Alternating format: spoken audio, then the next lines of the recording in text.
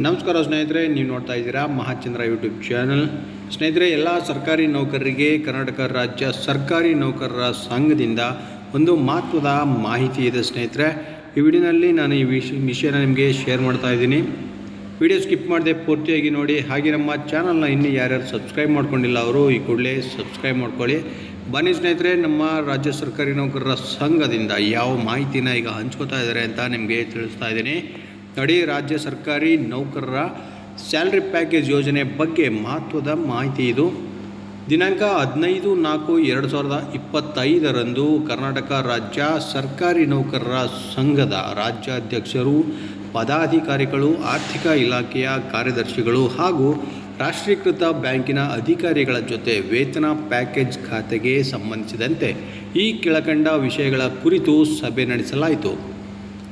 ಯಾವ್ಯಾವ ವಿಷಯಗಳ ಕುರಿತು ಸಭೆ ನಡೆಸಿದ್ದಾರೆ ಅಂತಂದರೆ, ಕಡಿಮೆ ಬಡ್ಡಿ ದರದಲ್ಲಿ ಗೃಹ ನಿರ್ಮಾಣ ಸಾಲ ಮತ್ತು ಕಡಿಮೆ ಬಡ್ಡಿ ದರದಲ್ಲಿ ವೈಯಕ್ತಿಕ ಸಾಲ ಹಾಗೂ ಕಡಿಮೆ ಬಡ್ಡಿ ದರದಲ್ಲಿ ವಾಹನ ಸಾಲ, ಶೈಕ್ಷಣಿಕ ಸಾಲ ಮತ್ತು ಓವರ್ ಡ್ರಾಫ್ಟ್ ಸಾಲ ಮತ್ತು ಆರೋಗ್ಯ ವಿಮೆ ಹಾಗೂ ಗೃಹ ಸಾಲ ಇದರ ವರ್ಗಾವಣೆ ಈ ಬಗ್ಗೆ ಚರ್ಚೆಗಳನ್ನು ಮಾಡಲಾಗಿದೆ. ಅದರ ಜೊತೆಗೆ ನೋಡಿ, ಸ್ವೀಪ್ ಇನ್ ಸ್ವೀಪ್ ಔಟ್ ಅಕೌಂಟ್ ಅದರ ಬಗ್ಗೆ ಚರ್ಚೆಯನ್ನು ಮಾಡಲಾಗಿದೆ. ಈ ಮೇಲ್ಕಂಡ ಸಾಲ ಸೌಲಭ್ಯಗಳನ್ನು ಕಡಿಮೆ ಬಡ್ಡಿ ದರದಲ್ಲಿ ನೀಡಲು ಮತ್ತು 1 ಕೋಟಿ ಅಪಘಾತ ವಿಮಾ ಯೋಜನೆ ಹಾಗೂ ವೈದ್ಯಕೀಯ ವಿಮೆ, ವಾರ್ಷಿಕ ಆರೋಗ್ಯ ತಪಾಸಣೆ ಹಾಗೂ ಇನ್ನಿತರ ಉಚಿತ ಸೇವಾ ಸೌಲಭ್ಯಗಳ ಬಗ್ಗೆ ಸುದೀರ್ಘವಾಗಿ ಚರ್ಚಿಸಲಾಯಿತು.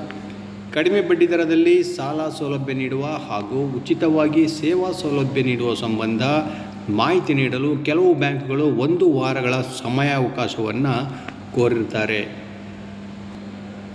ಹಾಗೆ ವೇತನ ಪ್ಯಾಕೇಜ್ ಖಾತೆಗೆ ಯಾವ ಬ್ಯಾಂಕುಗಳು ಉತ್ತಮ ಸೌಲಭ್ಯಗಳನ್ನು ನೀಡುತ್ತವೆ ಎಂಬ ಬಗ್ಗೆ ಕರ್ನಾಟಕ ರಾಜ್ಯ ಸರ್ಕಾರಿ ನೌಕರರ ಸಂಘವು ಮತ್ತೊಮ್ಮೆ ಸಂಬಂಧಿಸಿದ ಬ್ಯಾಂಕ್ಗಳ ಜೊತೆ ಸಮಾಲೋಚಿಸಲಾಗುವುದು. ತದನಂತರ ಯಾವ ಬ್ಯಾಂಕುಗಳು ಉತ್ತಮ ಸೌಲಭ್ಯ ನೀಡುತ್ತವೆ ಎಂಬುದರ ಬಗ್ಗೆ ತಮಗೆ ತಿಳಿಸಲಾಗುವುದು. ಅನಂತರ ತಾವು ಉತ್ತಮ ಸೌಲಭ್ಯ ನೀಡುವ ಬ್ಯಾಂಕ್ಗಳನ್ನು ಆಯ್ಕೆ ಮಾಡಿಕೊಳ್ಳಬಹುದಾಗಿರುತ್ತದೆ. ವೇತನ ಪ್ಯಾಕೇಜ್ ಖಾತೆ ಬದಲಾವಣೆ ಮಾಡಿಕೊಳ್ಳಲು ಸರ್ಕಾರದ ಸುತ್ತೋಲೆಯಂತೆ ಜೂನ್ 2025 ಕಾಲಾವಕಾಶ ಇರುತ್ತೆ. ಮೇ 25 ಮಾಹೆಯೊಳಗಾಗಿ ಎಲ್ಲ ಕಚೇರಿಗಳ DDOಗಳು ಸರ್ಕಾರಿ ನೌಕರರು ತಮ್ಮ ವೇತನ ಜಮೆಗೊಳ್ಳುತ್ತಿರುವ ಖಾತೆಯನ್ನು ವೇತನ ಪ್ಯಾಕೇಜ್ ಖಾತೆಗೆ ಬದಲಾವಣೆ ಮಾಡಿಕೊಳ್ಳುವುದು ಮತ್ತು ಪ್ರಧಾನ ಮಂತ್ರಿ ಜೀವನ್ ಜ್ಯೋತಿ ಯೋಜನೆ ಮತ್ತು ಇನ್ನೊಂದು ಪ್ರಧಾನ ಮಂತ್ರಿ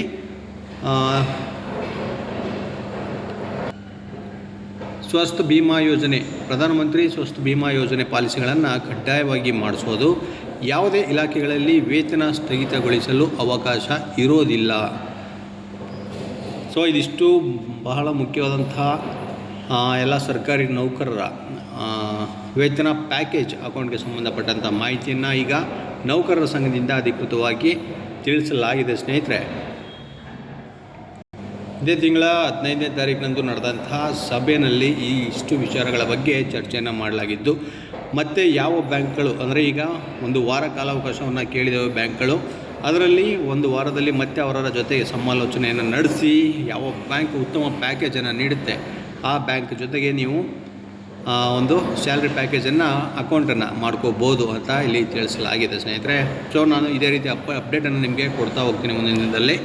ನಮಸ್ಕಾರ.